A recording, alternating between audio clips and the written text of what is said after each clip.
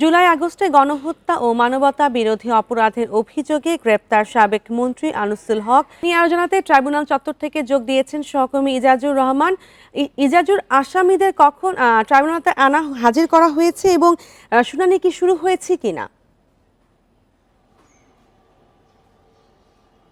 সকাল 10টায় নারায়ণগঞ্জের যে সাবেক এমপি এবং নারায়ণগঞ্জের যে সাবেক মন্ত্রী গোলাম দস্তগীর গাজীকে সকাল 10টায় প্রথম হাজির করা হয় এবং এরপর 11:15টার মধ্যে, অর্থাৎ বলা যায় যে 45 মিনিটের মধ্যে একে একে সব আসামিকে এখানে হাজির করা হয়েছে। যে 16 জন রয়েছে, যার মধ্যে সাবেক মন্ত্রী আনিসুল হক, দীপু মনি, প্রধানমন্ত্রীর বেসরকারি শিল্প এবং বিনিয়োগ উপদেষ্টা সালমান এফ রহমান, সাবেক প্রধানমন্ত্রী শেখ হাসিনার এবং সাবেক মন্ত্রী জুনায়েদ আহমেদ পলক, কর্নেল ফারুক খান, হাসানুল হক ইনু, রাশেদ খান মেনন থেকে শুরু করে অন্যান্য যারা রয়েছে তাদেরকে এই 45 মিনিটের মধ্যে বলা যায়, অর্থাৎ 10টা থেকে 11:15টার মধ্যে একে একে সবাইকে হাজির করা হয়।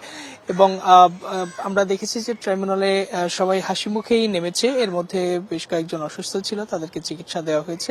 সেরকম এর আগেও ছিল, তারা অনেকেই চিকিৎসাধীন অবস্থায় ছিলেন। তো যাই হোক, আজকে যাদেরকে হাজির করা হয়েছে সবাই মোটামুটি বলা যায় যে কেউ কিছুটা বিমর্ষ ছিলেন, কেউ হাস্যোজ্জ্বল ছিলেন।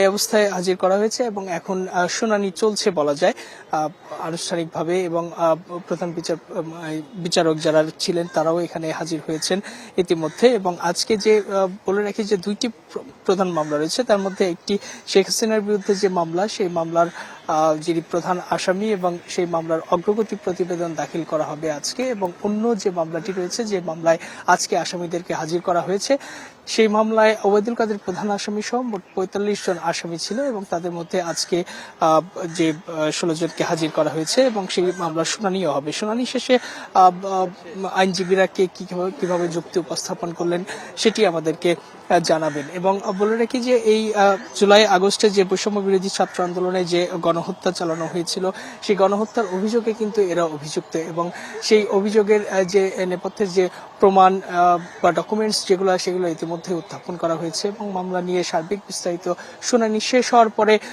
আইনজীবীরা আমাদেরকে জানাবেন।